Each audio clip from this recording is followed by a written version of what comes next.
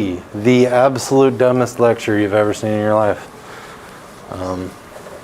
Because it's a Friday, and today, instead of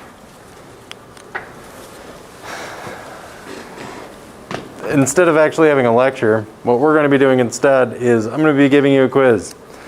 If you've checked your Canvas, I have finally updated Canvas for this class, so I have spent the last day patting myself on the back pretty hard,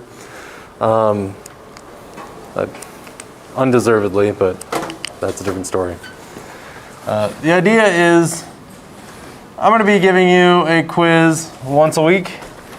I'm going to be giving you the quiz in class. We'll be discussing it a little bit. We may cover some course content right before the quiz, something. But what I'm trying to do in this class is not give you a whole lot of work outside of class to do. My goal is that everything we do, we'll be able to do face-to-face. You will have a lot of classes that have homework, and I don't really want this one to be one of those. It's just not the way I envision this class going. So what we're going to do for the quiz today is, I don't know if you are aware of the conversations, but there are conversations happening on a global level right now about what does interplanetary travel going to look like? What is interplanetary colonization going to look like? How are we going to start inhabiting other planets? And trying to come up with the logistics of how to make that work has unfortunately been very ugly, because how do you take stuff that's on this planet, manufacture it, transport it to a new planet, and do so with the least amount of waste? If you have a rocket that starts on this planet and travels to another planet, they have to escape our gravitational pull, go out into space, and then they have to have the remaining rocket fuel to make it all the way to the other planet. And traditionally, that also means make it all the way back. So just an enormous amount of rocket fuel necessary, which means you have to have massively overpowered rockets. Some of the geniuses in aerospace have stated that, well, we could cut down on rocket fuel if, rather than having to launch from the ground, instead we launch from the back of an airplane. It's flying up in the sky. And yes, that does cut down on rocket fuel. Overall, it is more efficient. You don't have to bring oxidizer along with it. It does save costs. However, it also means that you have twice as many vehicles to maintain for every one launch. And so the costs are offset. What you end up losing in fuel ends up going somewhere else.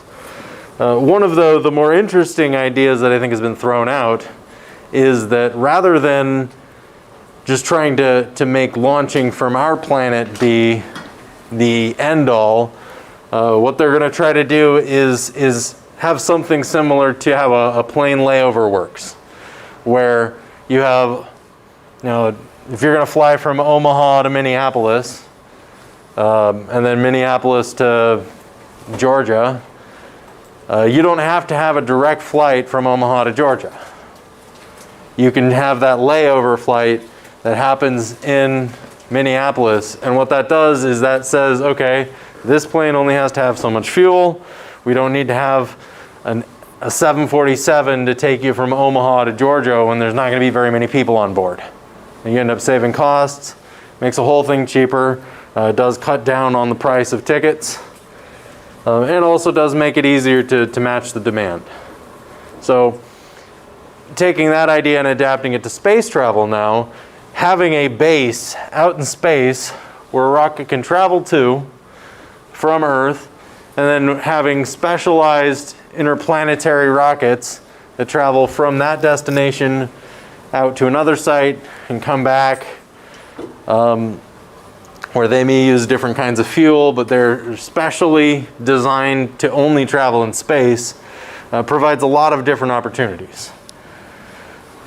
So having this kind of layover site in space it's an interesting opportunity.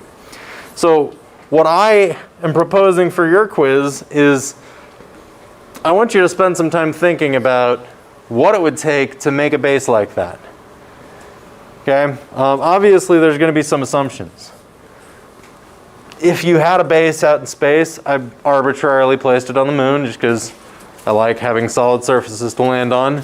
I'm also landing on a Death Star type object would be a little weird. Plus, launching rockets from a Death Star object would also be kind of weird. But you know what? I guess they did it in Star Wars. So, but I'm postulating that landing on the moon would be a lot better because it has higher inertial mass, less consequence to every rocket launch, et cetera, et cetera. So, the moon has no atmosphere, which means there would be no, it would be much more difficult to create an oxidizing reaction to allow the fuel to ignite and take off again. well, most rockets nowadays, their fuel source is liquid hydrogen and oxygen. They actually carry the oxidizer on board. So it wouldn't be an issue in space because we're already taking care of that. But not having an atmosphere also means less drag. So, so for your quiz, I'm going to go back to the problem-solving process.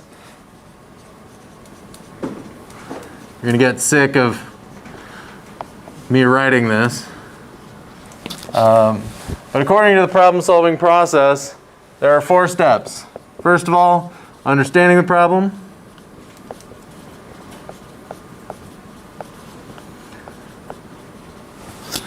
Second of all, understanding what makes a good solution.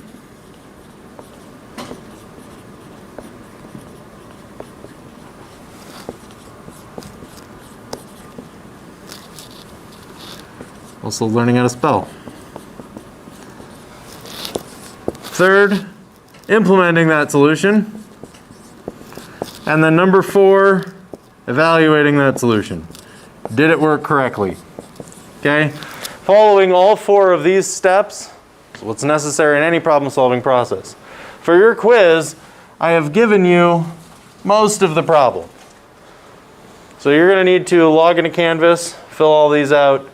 You will need to fill out sections 2, 3, and 4. What makes a good solution? That's the first question. What is your solution? That's the second. And then, how does your solution rank? Okay? And you have the rest of class to do it. If you don't have a computer here, I suppose you can fill it out. This quiz will be due by the end of the day. So just try to make sure you have it done by then. That's all I have for you today. Yeah? Just like a hypothetical evaluation, like how we think it'll end up? Yes. The quiz entirely is hypothetical. It's a challenge in problem solving because, first of all, you're going to have to make a number of assumptions just to see whether or not this is accurate. Do the assumptions you make, are they accurate? You'll probably won't know absolutely everything about space travel. I promise you probably don't. I don't even know everything. I would make inaccurate assumptions too. But taking somebody like you and putting you in a room with all the scientists who have all the knowledge means they'd be able to take your creative ideas, mix them with their ideas, and overall you'd be able to generate a lot more. So this is kind of one of those think tank type activities to show me how well you can problem solve. Any other questions? Okay.